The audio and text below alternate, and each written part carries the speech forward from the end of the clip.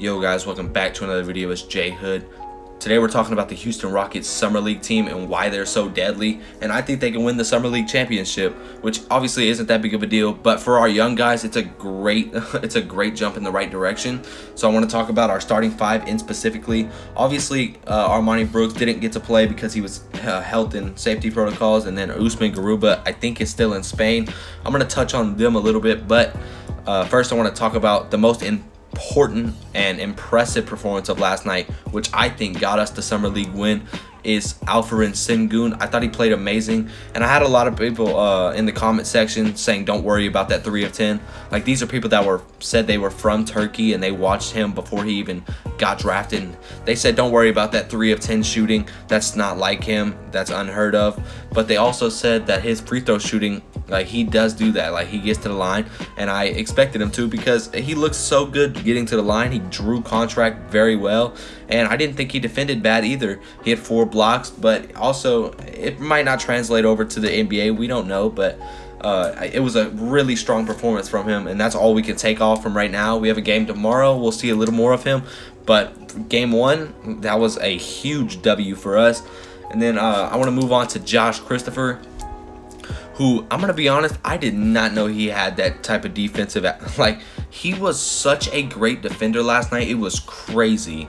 Obviously, I'm going to have clips later of him in here, but they're not going to show his defense because usually, highlights don't, but his defense was insane. It was crazy. So that's what he didn't play amazing offensively. He did knock down shots, and it was great to see him get out in transition, but he didn't shoot the ball well at all. He missed a lot of shots, but I do want him to take a lot of shots, so that's all that matters. If he takes 15 shots and makes 6 of them, I don't really care. It's a Summer League game. This is all just preparing them for the NBA, so this is their time to miss shots. So he did play really well defensively, and he did score the ball a little bit. He got going in the second half. He hit a few mid-ranges, but for the most part he was just straight defense, and that was great. It was great to see him play defense, and every time we would score everything, he was the hype man. He kind of reminded me of a PJ Tucker as a guard, but I am super excited, and I'm gonna move on to Mr. number 2 pick in Jalen Green, who I was like, this is how I was thinking before the game. I was like, even if he does have a bad game, who cares? It's the Summer League. Because I was like doubting that he was going to play good for some reason. I just had my doubts, even though I don't think he's going to be a bust. So that's not what I'm trying to say. I was just like, if he plays bad, who cares? I didn't want to hype myself up and then him play bad is what, kind of what Pistons fans did with Cade. Cade's not finished, obviously, but I'm just saying, they were so excited to see him play, and I watched that game and he played horribly. But, it's to be expected. He's young. All of them are young. But Jalen Green did the opposite of that. It came out really strong. He had 23 points, and he played really good. He shot the ball well, too, which was probably the main thing we need to focus on, was his confidence going into the game. He step back 3, shoot it from deep, shoot it from 30. Right there, bang, from 3. Just pull up threes, everything. He got into the lane. He made shots, and he was really impressive tonight. And I'm making this the day before, so I said tonight, but I meant last night. He was really impressive, and I didn't expect anything less. He still is wearing that number 0, and he still wants number 4, which kind of is a tough situation. But even all these shots, these mid-range shots, him falling away, none of these guys really knew. Twitter was going crazy after this game because nobody thought he had it in there. He thought he was just a slasher. He was going to go to the rim, dunk on everybody, and he really didn't even do that at all. So his 23 points were really impressive. Fall-away jumpers, threes, all of the above. He gave you everything that night. And I want to talk about Armoni Brooks, obviously, that we didn't get to have. The guy that we called up from the G League with Kevin Porter Jr., no one really with high expectations on him, and he came out and he showed out, and he broke the 3-point record for most threes in a game. I think it was 20-something for the fastest player to however many threes, and he did it really well, and he shot it extremely efficiently, and it was impressive. Everybody liked him now, and he got signed, did he get signed? I'm not sure on that, but everybody does want him back, including me.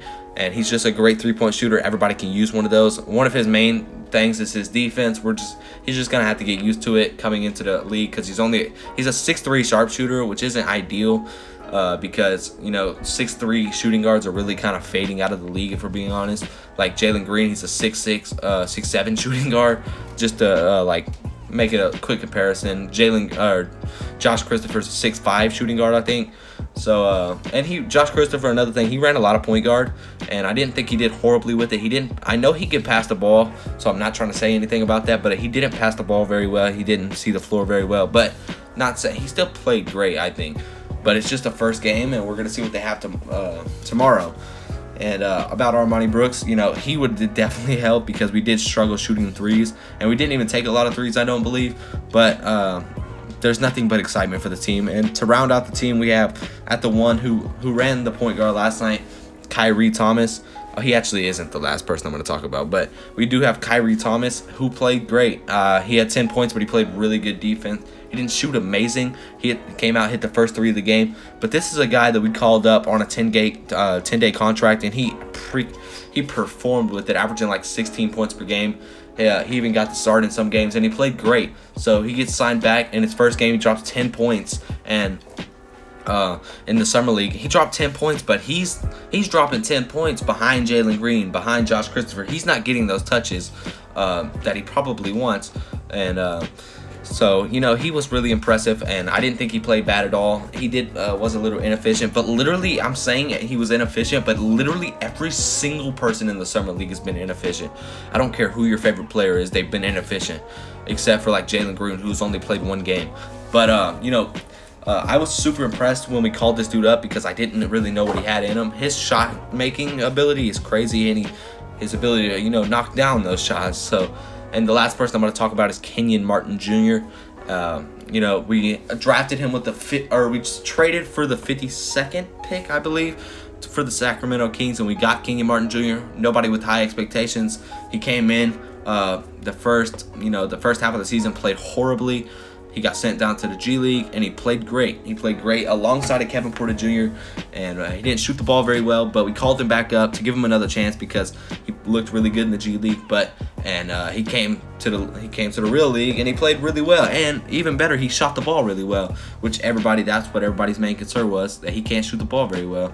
And he proved that wrong. He shot it extremely well, especially the end off the season. I know he had a great month in May where I think he averaged 20, but he had multiple games when big players on our team was out, and he stepped up, and even almost getting us a win versus the Bucks when everybody was out. I'm not talking about Kevin Porter Jr.'s 50-point game, but I'm talking about, I think, the game before that or after that, where everybody was out, and he completely stepped up. Him and Kelly Olynyk carried that team, and they almost got a dub. But you know, that's really all I have to talk about in this video. But if you are excited about Houston Rockets basketball, subscribe to the channel.